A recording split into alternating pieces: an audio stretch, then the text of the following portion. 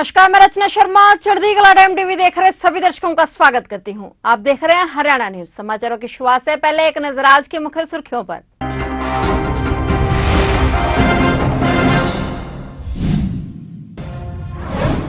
कैथल जिले की महिला उपायुक्त ने लगाया खुला दरबार। उपायुक्त ने अधिकारियों को लोगों की समस्या के निदान के दिए निर्देश। अंबाला सेंट्रल जेल में 21 वर्षीय बंदी ने फांसी लगाकर की आत्महत्या। पेड़ से लटका मिला कैदी का शव। आशा वर्कर्स महिलाओं ने करनाल की सड़कों पर किया धरना प्रदर्शन। पीएमओ ऑफिस का घेराव कर सरकार के खिलाफ की नारेबाजी।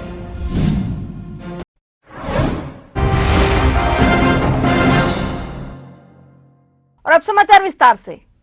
क्लाद विधानसभा के आखिरी छोर पर बसे गांव शिमला में सरकार आपके द्वार कार्यक्रम में कैथल जिले की तेज तर्रार महिला उपायुक्त डॉक्टर संगीत अग्रवाल ने ग्रामीण अंचल में पैदा हो रही जटिल समस्याओं के निदान के लिए खुला दरबार लगाया। उपायुक्त महोदय ने भीषण गर्मी की परवाह न करते हुए आए सैकड़ों लोगों की समस्या के निदान के लिए मौके पर ही अधिकारियों को निर्देश देकर अवगत करवाया। उपायुक्त ने सख्त चेतावनी देते हुए निदान के निर्देश दिए। वहीं हरियाणा सरकार के दर्जनों विभागों ने इस खुले दरबार में अपने स्टॉल लगाकर लोगों की समस्याओं के निदान की सेवा की। क्लाद विधानसभा के उपमंडल परिसर में पूर्व मंत्री जयप्रकाश ने अग्निपथ भर्ती के विरोध प्रदर्शन किया और उन्होंने ये भी कहा कि केंद्र की मोदी सरकार 4 साल के कार्यकाल मनोनीत करने पर युवाओं के साथ खिलवाड़ कर रही है। 4 साल सेना में भर्ती प्रक्रिया में बहुत सारी खामियां हैं, जिससे वह भर्ती होने के बाद ना घर का रहेगा और ना ही वह घाट का रहेगा। उन्होंने कहा कि इससे युवाओं का सेना में भर्ती होने का जज्बा भी खत्म हो जाएगा। इसलिए सरकार तुरंत अपना फैसला वापस ले। हम इस सरकार को सांकेतिक मैसेज देना चाहते हैं कि भाई आप ये वापस लो, जो आपने कानून बनाया है इसको वापस। प्रधान जी, ग्रीन ब्रिगेड के बाद जयप्रकाश जी सीधे दिखे हैं धरने पर और ये सियासी गलियारों में चर्चा है कि सीधी ताल ठोक दी है विरोध प्रदर्शन की। अब से पहले के प्रदर्शनों की बात करें तो जो सेकंड लेयर है जयप्रकाश की वो फ्रंट पर होती थी। आज जयप्रकाश को फ्रंट पर आना पड़ा है, क्या कमजोर पड़ गए हैं? नहीं, कमज़ोर नहीं है। ये लड़ाई इस तरह की है, जो सेकंड फेज के हमारे नेता थे उनके लिए हम लड़ाई लड़ने आए हैं। कभी वो ये ना कहते कि हमारे बुजुर्गों ने हमारा साथ नहीं दिया।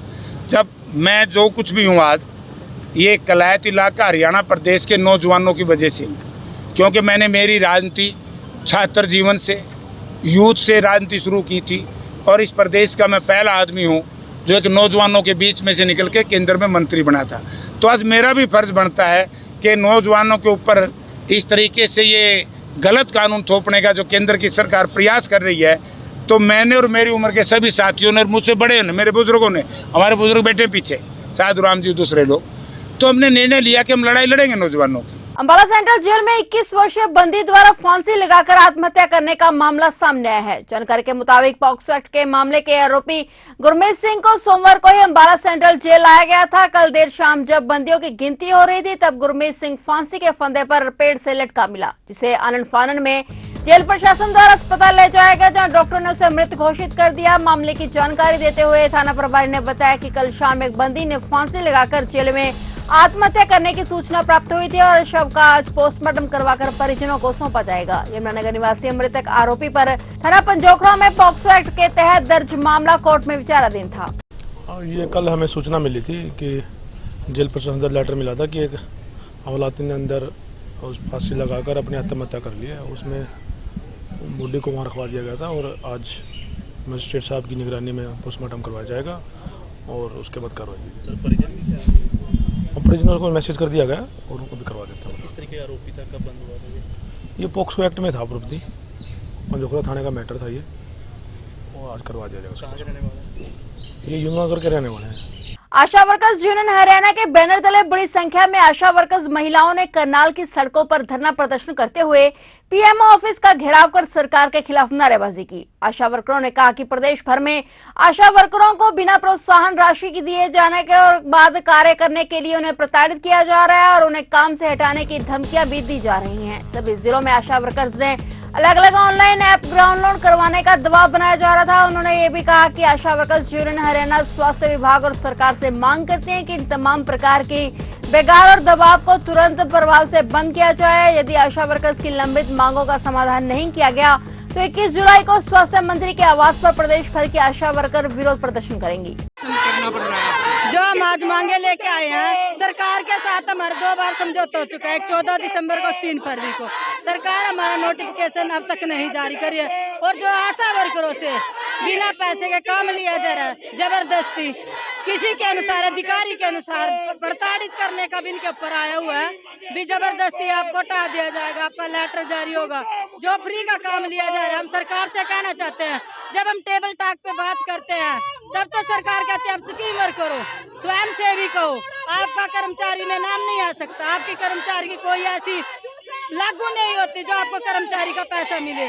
और एक तरफ सरकार हमसे फ्री का सारा काम जो कर्मचारी से करवाते हैं वो हमसे काम करवा रहे हैं। हमारी मांगे हैं भी हमारा जो 8 एक्टिविटी का कटा हुआ पैसा है वो लागू तुरंत हो प्रभाव से, जो कोरोना का 50% है वो तुरंत लागू हो प्रभाव से। और तीसरा, जो आशा वर्करों का PF कटना चाहिए, ESI कार्ड बनना चाहिए तुरंत लागू प्रभाव से। ये हमारी सरकार से कर रहे हैं हम बात भी हमारी, यानी नहीं तो सरकार ने हमारा जो नोटिफिकेशन नहीं जारी किया तो 21 जुलाई को अनिल विज के बारे में हम सारी पूरे हरियाणा की आशा वर्कर इकट्ठे होंगे। आज सांकेतिक धरने पर हाँ, आज हमारी एक दिन का प्रदर्शन था संकेतित पूरे हरियाणा का आशा वर्करों का यूनियन का, जो हम आज प्रोग्राम कर रहे हैं। ये तो हमने सिर्फ एक हरियाणा सरकार को ट्रेलर दिखाने के लिए किया है और आगे हम पूरी फिल्म भी दिखाएंगे, क्योंकि जो सरकार ने हमारी बातें नहीं मानी तो 21 जुलाई को हमारी कोई अनिश्चितकालीन या कोई ऐसी प्रोग्राम आएगा जो हम सुचारू रूप से बैठेंगे। आपका नाम? सुदेश रानी, स्टेट सचिव। यमुनानगर के छछरौली खंड के सलेमपुर बांगर गांव में 3 दिन पहले बिजली का ट्रांसफार्मर खराब हो जाने से गांव में बिजली नहीं है। बच्चे, बूढ़े, महिलाएं जहां चिलचिलाती गर्मी में परेशान है तो वहीं बिना बिजली के मवेशियों के लिए भी पानी की व्यवस्था नहीं हो पा रही है। जब ग्रामीण बिजली विभाग से गुहार लगाने पहुंचे तो एसडीओ का अटपटा जवाब सामने आया। भले ही हरियाणा की मनोहर सरकार 24 घंटे बिजली देने का दावा करती हो, लेकिन शायद बिजली विभाग की मनमानी के चलते अब कुछ ऐसे गांव हैं जहां लोग चिलचिलाती गर्मी में बिजली के संकट से जूझ रहे हैं। ऐसा ही गांव है यमुनानगर के छछरौली खंड का सलेमपुर बांगर गांव। हालांकि यहां जगमग योजना के तहत अभी शुरुआत नहीं हुई है, लेकिन पिछले 3 दिनों से गांव का ट्रांसफार्मर खराब है और ग्रामीण विभाग से गुहार लगाकर थक चुके हैं। इसके चलते ग्रामीणों ने छछरौली के UHBVN के ऑफिस पर धरना प्रदर्शन किया। सर, किसान ग्रामीण इकट्ठा हो रहे हैं सलेमपुर का, क्या मामला है जी? ये जी यहाँ पे जगमग का मामला है। जगमग टीम है डिपार्टमेंट की पूरे हरियाणा की, जिसमें गांव के मीटर बाहर आने और मीटर बाहर निकालने पे जो पुरानी तारें हैं गांव की वो भी चेंज होनी, उनकी नई तारें लगनी है। और जो भी पुराने मीटर हैं गांव के, जो इलेक्ट्रोमैकेनिकल मीटर्स हैं, जो काले मीटर होते हैं पुराने, वो चेंज करके नए इलेक्ट्रॉनिक मीटर लगाने और वो घर के बाहर खंभों पे लगाने, ताकि जो भी सप्लाई हो वो टाइम टू टाइम सही जल्दी ठीक करी जा सके और लोगों की जो ट्रांसफार्मर की सप्लाई प्रॉब्लम है वो भी कम से कम हो और जो बिजली चोरी है उसको भी दूर करने के लिए है। 3 दिन से ट्रांसफार्मर चल रहा है, उसके लिए आए कह रहे हैं हमारे। हाँ, ये एक्चुअली इनका कल ट्रांसफार्मर भी डैमेज हो गया था इनके एरिया का, तो उसका डैमेज होने का रीज़न भी यही रहा कि इन्होंने अपने गाँव के इनके मीटर अंदर हैं। हमारे पास 100 से ज़्यादा गाँव हैं इस सब डिवीज़न में, तो सबके मीटर बाहर हैं। सिर्फ एक ही गांव है ये सलीमपुर बांगर, इसके मीटर अंदर है। वो थोड़े किसानों का इनका डिस्प्यूट है तो उसकी वजह से ये हो नहीं पा रहे। तो अब इनका ट्रांसफार्मर डैमेज हो गया इनके गांव का, क्योंकि जो भी गतिविधियां ये करते हैं वहाँ पे उसका जो भी रीज़न रहा तो उसकी वजह से इनका ट्रांसफार्मर डैमेज हो गया। वो ट्रांसफार्मर बदलने के लिए मांग कर रहे हैं। तो उसके लिए हमने इनको यही 2 चीज़ें बताई हैं कि एक तो अपने जो बिल हैं, जो ट्रांसफार्मर जिसको जो कनेक्शन है वहाँ पर, उनके बिल जमा करें और साथ ही साथ हमें अपनी कंसेंट दें कि ये जो हम भी ट्रांसफार्मर जो भी हम जगमग योजना जो भी हम एग्जीक्यूट करेंगे इनके गांव में, तो उसमें कोई बाधा ना डालेंगे। तो उसी की बातचीत चल रही है। बाकी हम जो बिल्स हैं वो निकाल रहे हैं इनको बता दिए गए हैं बिल्स जो इनके हैं, वही कह रहे हम भर देंगे तो फिर हम आगे कार्रवाई करेंगे। हाँ जी, क्या मामला है जी? आज ग्रामीण यहाँ पर आए हैं। आज सलेमपुर बांगर गांव से आए जी हम। अच्छा जी। हमारा ट्रांसफार्मर 72 घंटे हो गया, अब तक गांव में लगा नहीं है जी। उसकी वजह से दिक्कत की वजह से सारा गांव उठ के आया, जिसके उस ट्रांसफार्मर पे कनेक्शन थे। पानी हमारे घर नहीं, बिजली हमारे घर नहीं, कुछ नहीं हमारे घर। तो अब तो हम ना सड़क पर जाना हमारी मजबूरी होगी शायद, अगर प्रशासन हमारी सुनवाई नहीं करता। अधिकारी क्या कह रहे हैं जी? अधिकारी कहते हैं जी हमें कि आपके बिल रुके हैं, बस लारे पर लारे दे रही जी, उनका बिल रुके हैं। मगा जी बिल रुके हैं कोई बात नहीं, आप हम आपके साथ हैं और हम जिस भाई का रुक रहा उनसे कह देंगे कि हाँ भाई भर देगा। और अब तो किसान के पास असलियत में पैसे नहीं है, क्योंकि जीरी कटेगी उसके बाद ही पैसे होंगे किसान के पास। अब अधिकारी तो ये कह रहे हैं अब भरवा दो, आप कहते हो 10 दिन में बिल भर दें, 10 दिन में नहीं बिल भरे जाने का। और दूसरी कह रहे अधिकारी, हमारे गांव से बेड़थल रोड जाता है जी, मेन रास्ता है जी हमारा, उसमें 4-4 फुट के खड्डे हो रहे जी, और उसमें 7 साल लग गए, अब तक वो ठीक नहीं होया। अधिकारी कह रहे हैं भाई हमारा काम नहीं है। जब कहीं हम नामांकन मेंबर, सरपंच किसी का भी नामांकन बन जाना, वहां से बिजली के सबसे पहले प्रूफ मांगा, यूं कहा बिजली का बिल दिखाओ।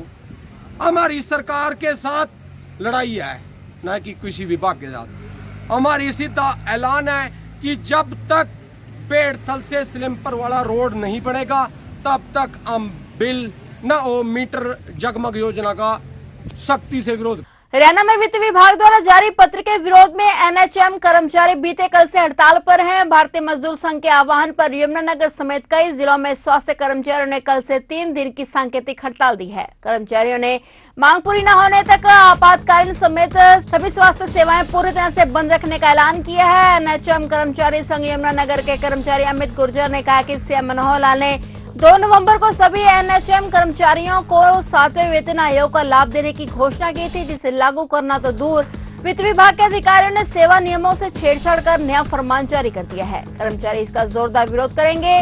वे भारतीय मजदूर संघ के आह्वान पर कल से 3 दिवसीय सांकेतिक हड़ताल पर हैं। अगर सरकार फिर भी उनकी मांगों पर संज्ञान नहीं लेती तो बड़ा आंदोलन शुरू करने को वे मजबूर होंगे। नाम अमित गुर्जर, मैं जिला यमुनानगर से हूँ, लैब टेक्नीशियन के पद पर कार्यरत हूँ। काफ़ी दिनों से सरकार से गहमागहमी चल रही है कि इनके बायलॉज काट दिए जाए, जो कि हमने दरी पर रहकर ही हड़ताल कर कर अपने जो प्राप्त किए थे, आज सरकार उन्हीं पर तलवार लटकाने जा रही है। तो क्या सरकार का ये तानाशाही रवैया हमें मानना चाहिए? हम नहीं मानते इस रवैये को। अगर सरकार को ये लगता है कि इनके बायलॉज काट कर भी ये नौकरी कर लेंगे तो नौकरी हम सरकार को भी नहीं करने देंगे, सरकार को भी उखाड़ फेंकने की हिम्मत रखते हैं हम। बायलॉज कैसा है जी, हमारा डीए है, हमारे और एरियर्स हैं, इसमें हमारे सारे खत्म हो जाते हैं। सरकार चाहती है कि इनके सारे ये काट के, सारे इनके बत्ते काट के और इनको एक फिक्स पे लागू कर दी जाए, एक फिक्स पे, जिसमें कि हमारा सारा ही नुकसान है। जो कर्मचारी आज 40,000 तनख्वाह ले रहा है, आज से 10 साल बाद भी वो 40,000 तनख्वाह लेगा। ये कहाँ का नियम है? ये आईएएस लॉबी की सारी छेड़छाड़ है और मुख्यमंत्री जी और स्वास्थ्य मंत्री जी भी संलिप्त होंगे इसमें, नहीं तो आईएएस की क्या हिम्मत होती है कि उनके बगैर इतना काम कर दे। इससे तो सरकार के इस रवैये से तो कर्मचारियों का सारे ही बत्ते खत्म हो जाएंगे। समान काम कहाँ रह जाएगा साथियों, आप ये बताइए, समान काम कैसे रहा? समान काम तो तब होता है भाई, एक आदमी एक ही पोस्ट पर, मान लो आज हमारा एलटी का ग्रेड 4200 है रेगुलर का, हमारा ग्रेड आज 2800 है, तो क्या हम उनके बराबर काम नहीं कर रहे? काम उनके बराबर ही करते हैं हम। लेकिन पहले तो हमारे सरकार ने हमारे बीच में पहले ही इतनी बड़ी खाई बना रखी है, और दूसरा अब क्या करने जा रहे हैं कि ये खाई खत्म करके एक फिक्स पे एक एलटी जो एनएचएम का है उसको 35,000 रुपये पे 40,000 रुपये फिक्स कर दिया जाए, जो कि सरकार की एक बहुत गलत नीति है। हम इसका पूर्ण रूप से विरोध करते हैं। नगर पालिका कर्मचारी संघ ने तीसरे दिन भी अपनी मांगों को लेकर नगर निगम कार्यालय के बाहर रोष प्रदर्शन किया और सरकार के खिलाफ जमकर नारेबाजी की। तीसरे दिन कर्मचारियों ने हाथों में काले झंडे लेकर विरोध प्रकट किया। सफाई कर्मचारी ने कहा कि सफाई कर्मचारी आए दिन गंदे नालों की सफाई करते हैं, दिन भर सड़कों की सफाई करते हैं, लेकिन उन्हें ना तो समय पर वेतन मिलता है और ना ही उनकी मांगों की ओर ध्यान दिया जाता है। कोरोना काल में भी सफाई कर्मचारियों ने अपनी जान जोखिम में डालकर काम किया है। उन्होंने मांग की है कि कर्मचारियों को जोखिम भत्ता दिया जाए और कर्मचारियों को समय पर वेतन दिया जाए। साथ ही उन्होंने चेतावनी दी कि अगर आपकी बार कर्मचारियों के वेतन में देरी हुई या इन कर्मचारियों को कौशल रोजगार निगम में भेजने का प्रयास किया गया तो सभी कर्मचारी एक बड़ा आंदोलन करने के लिए मजबूर होंगे। हमारी कुछ लोकल मांगे हैं जो कि हमने यहाँ कमिश्नर साहब को लिख करके दे रखा है। जैसे हमारा तेल साबुन कोरोना के चलते लागू हुआ था। 5 महीने का ये तेल साबुन जो कि दे नहीं रहे। हमारा ईपीएफ का मामला है, ईएसआई जो हमारा तनख्वाह में से जो काटा जा रहा है कच्चे कर्मचारियों का, उसका कुछ पता नहीं। और जो कर्मचारी कोई 1:30 बजे तक, हमारी 6 से 11 ड्यूटी है और सेक्टरों में हम 1-1 बजे तक काम करते हैं। और जब वहाँ इंस्पेक्टर जब जाता है हाजिरी पे, तो सिर्फ 5 मिनट अगर कोई कर्मचारी लेट हो जाता है तो उसी टाइम उसकी एब्सेंट करी जाती है। हम ये कहते हैं जब या तो हमारे को उस 1:30 बजे तक जब हम काम करते हैं तो हमारे को अलग से पैसे दे, उसका आवर टाइम दिया जाए। लेकिन ऐसा नहीं होता।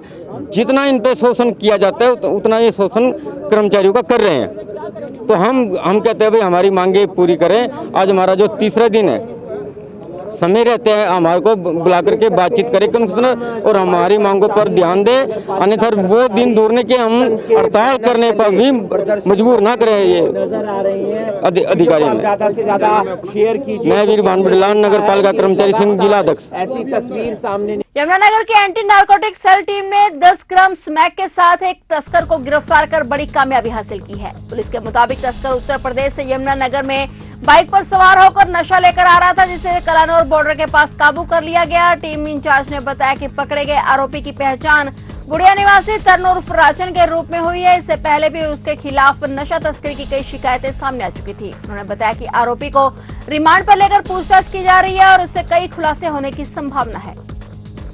जो गुड़िया का रहने वाला है, इसके बारे में पहले भी हमें कई बार शिकायतें मिली थी और हम पहले भी इसके घर पे 1-2 बार रेड किए, लेकिन जब ये हमारे हाथ नहीं आया था तो कल हमें सूचना मिली थी कि कलानौर यूपी साइड गया है और स्मैक लेने गया हुआ है। कल हमने इसको फिर वहाँ पे नाकाबंदी करके और रंगे हाथों मोटरसाइकिल समेत 10 ग्राम स्मैक के साथ इसको अरेस्ट किया है और आज इसको कोर्ट में पेश करेंगे। कब से काम करता है? लंबा? हाँ, ये काफ़ी लंबे समय से काम कर रहा है और कई बार इसकी शिकायतें आ चुकी थी और पहले भी हमने दबिश दी है, लेकिन हमारे एक हाथ नहीं आया था। बड़ा चातुर और चालाक किस्म का ये लड़का है। कल हमने सूचना मिली थी और उसको कल हमने कलानौर बॉर्डर से नाकाबंदी करके वहाँ से गिरफ्तार किया। हाँ, अभी प्रारंभिक स्टेज पे है ये चीज़ें, अभी पूछताछ जारी है। रात ही अरेस्ट किया है और सब अभी इसको पेश करके भी देखेंगे।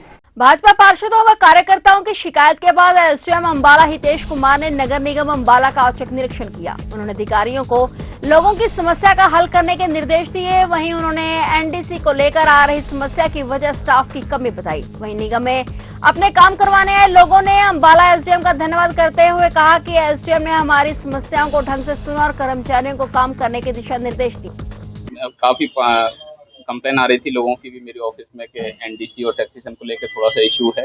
एंड बाद में एक बार जो यहाँ के पार्षद हैं वो भी डीसी सर के सामने आए थे कुछ शिकायत लेके पिछले सप्ताह। तो सर के आदेश के अनुसार कि एक बार जाके देख लो कि क्या चीज़ें हैं, तो मैं ऐसे कमिश्नर साहब से मिलकर डिस्कस करना चाह रहा था कि मेन इशू क्या है, किस वजह से इशू आ रहा है। तो अभी कमिश्नर सर तो छुट्टी पे हैं, लेकिन डीएमसी साहब से मेरा सारे चीज़ डिस्कस हुआ। फिर अभी हमने ऑफिस में जाके भी देखा तो मेनली जो इशू है वो एनडीसीज की पेंडेंसी को लेके है और उसमें मेन रीज़न है वो स्टाफ थोड़ा सा अभी नहीं है।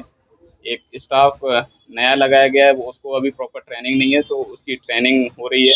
And at the same time अभी जैसे ट्रेनिंग पे गया हुआ है और आज छुट्टी पे है, तो इसलिए जनता को थोड़ा सा प्रॉब्लम ज़्यादा फेस हो रही है और पेंडेंसी बढ़ती जा रही है। उसके समाधान के लिए सुझाव दिया गया है कि उसका एक टाइमिंग फिक्स कर दिया जाए बैठने का, ताकि जब भी आम जनता है तो वहाँ पे कोई ऑफिसर मिले और चाहे अगर उसमें कुछ ऑब्जेक्शन भी है तो उसको बताया जाए कि भाई ये ऑब्जेक्शन है इसलिए इतना समय लग रहा है। एक कहीं ना कहीं मिसकम्युनिकेशन भी चल रहा है।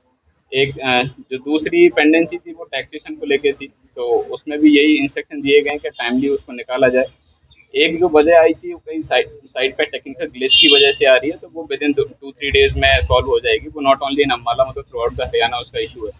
तो जो ये 3 मेजर वजह थी जिसमें मोस्टली स्टाफ का ही एक तो नया स्टाफ और स्टाफ की कमी जो मेन फैक्टर निकले हैं, तो वो विद इन दिस वीक में इस चीज़ को सॉल्व कर दिया जाएगा। उनसे मिले हैं, बहुत अच्छे ढंग से उन्होंने हमारी समस्या को सुना और उसके बावजूद 27/5 की मेरी एनडीसी के लिए एप्लीकेशन दी हुई है, जबकि उसी प्रॉपर्टी की मैं पहले एनडीसी ले चुका हूँ 10,440 रुपये जमा करा करके, लेकिन आज तक 1 महीने से ऊपर होने के बावजूद भी फर्स्ट लेवल से मेरी एनडीसी नहीं निकली। आज एसडीएम साहब जब यहाँ आए उनसे मिले, उन्होंने बड़े अच्छे ढंग के वहाँ सीट पे कोई इंप्लॉय भी नहीं था, लेकिन एक अमन जी नाम के लड़का बैठा था। उनको कहा कि ये सारी इंक्वायरी करके बताओ कि क्यों नहीं निकल रही है, और उनको पूछा कि कितने पीरियड में ये होनी चाहिए थी, लेकिन वो भी कोई संतुष्ट जवाब नहीं दे सके। लेकिन उनके जाने के बाद मैं अमन जी के पास खड़ा रहा, उन्होंने बिल्कुल कोई परवाह नहीं करी, खोल के केस को देखा तक नहीं। अब भी कहते पहले भी समस्या आती रहती है नगर निगम में। एनडीसी से तो रिलेटेड इतनी ज़बरदस्त समस्या है कि सिर्फ अप्रोची लोगों के काम हो रहे हैं। 10 तारीख की हो चुकी है एनडीसी 10/6 की, और मेरी 27/5 की पेंडिंग पड़ी है। बताइए। गांव बूढ़नपुर खालसा स्थित पोल्ट्री फार्म पर बिजली का करंट लगने से गर्भवती महिला की मौत हो गई। महिला सुबह के समय अपने कमरे की सफाई कर रही थी और इस दौरान फर्राटा पंखा उसके ऊपर गिर गया, जिससे उसको बिजली का जोरदार झटका लग गया। अचेत अवस्था में उसे अस्पताल ले जाया गया, जहां डॉक्टरों ने उसे मृत घोषित कर दिया। घटना की सूचना पुलिस को दी गई। पुलिस ने महिला के शव को कब्जे में लेकर पोस्टमार्टम की कार्रवाई के लिए कल्पना चावला राजकीय मेडिकल कॉलेज भिजवा दिया। इस घटना से परिवार पर दुखों का पहाड़ टूट गया। मृत महिला 3 बेटियों के बाद 5 महीने की गर्भवती थी। परिवार के लोगों का रो रो कर बुरा हाल है। फिलहाल पुलिस मामले की जांच में जुटी हुई है। मामला ऐसा हुआ था जी, गांव डेरा लवाना सिगलीगढ़ से ये हरपाल सिंह और इनकी पत्नी पूरे परिवार के साथ बूढ़नपुर खालसा गांव में पोल्ट्री फार्म के काम पर गए थे। ये इनको लगभग 2 ही दिन हुए थे गए हुए काम पे वहाँ पे। तो ये काम कल भी करा, आज भी काम करने लगे थे। वहाँ पे मालिक था जो इनका पति, वो अपना पोल्ट्री फार्म में जो भी काम था अपना वो कर रहे थे। पत्नी थी सुबह का खाना वगैरह नाश्ता बनाने के बाद झाड़ू वगैरह दे रही थी। वो झाड़ू दे देते जैसे ही वो पंखे से टच हुई, पंखा साइड में करने लगी, वो पंखा एकदम से वहीं करंट ने पकड़ लिया और पंखा एकदम से ऊपर ही गिर गया इनके। वो तो इसमें देखो जी, अगर असल में देखा जाए तो मालिक की लापरवाही बनती है, क्योंकि जो भी उसके अंदर सिस्टम सामान प्रोवाइड जो भी करवाते हैं मालिक ही करवाते हैं, और उनको बिल्कुल ठीक ढंग से तरीके से देख सोच समझ के देना चाहिए।